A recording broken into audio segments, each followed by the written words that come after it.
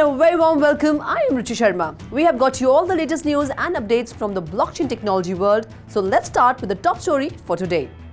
On Wednesday, cryptocurrency markets were trading lower in Thursday morning trade. US economic indicators failed to provide support despite a 1.3% jump in retail sales and news of Genesis trading freezing redemptions, and the Nasdaq Composite Index sent BTC and the broader crypto market into the red.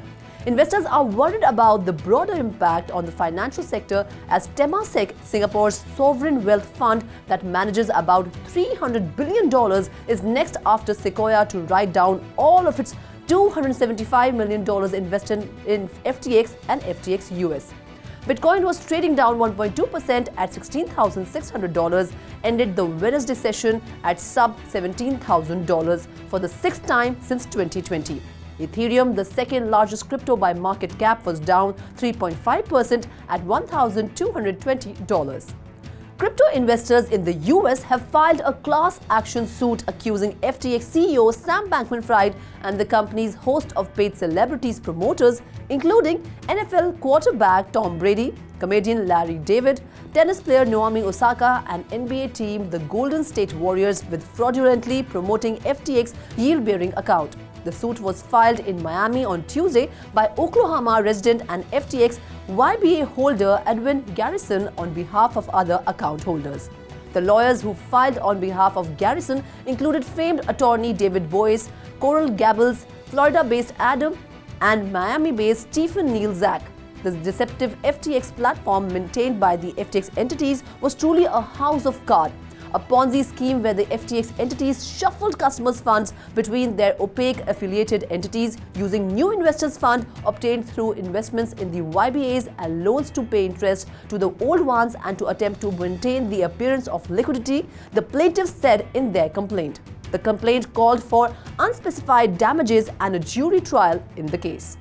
The bankruptcy proceedings of collapsed crypto exchange FTX are already shaping up to be chaotic. The collective 100-odd companies that filed for bankruptcy last Friday have an estimated 1 million creditors, but Bahamian liquidators threw another wrench into the process on Tuesday. Bahamas-based lawyer Brian Sims, one of the provisional liquidators appointed by the Bahamas Supreme Court, said in a court filing that FTX was not authorized to file for bankruptcy in the US, adding that he rejects the validity of any purported attempt to place FTX affiliates in bankruptcy.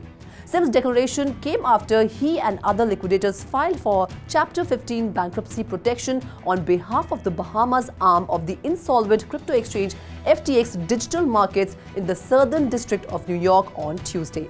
Chapter 15 bankruptcy is typically used in cross-border operations. Though Sims did not ask the court to dismiss the US bankruptcy proceedings, he requested that the court recognize the validity of the Bahamian legal action, which he said could impact US proceedings for the other FTX-controlled entities. A hearing to determine new steps is currently slated for December 13. In the aftermath of FTX collapse, the lending arm of crypto investment bank Genesis Global Trading is suspending redemptions and new loan organizations. Interim CEO Islam customers on a call on 16th November. According to the company's website, the unit known as Genesis Global Capital serves institutional clients and had $2.8 billion in total active loans as of end of the third quarter of 2022. Islam informed call participants that Genesis is looking into solutions for the lending unit, including finding a new source of liquidity. He stated that Genesis intends to present its strategy to clients next week.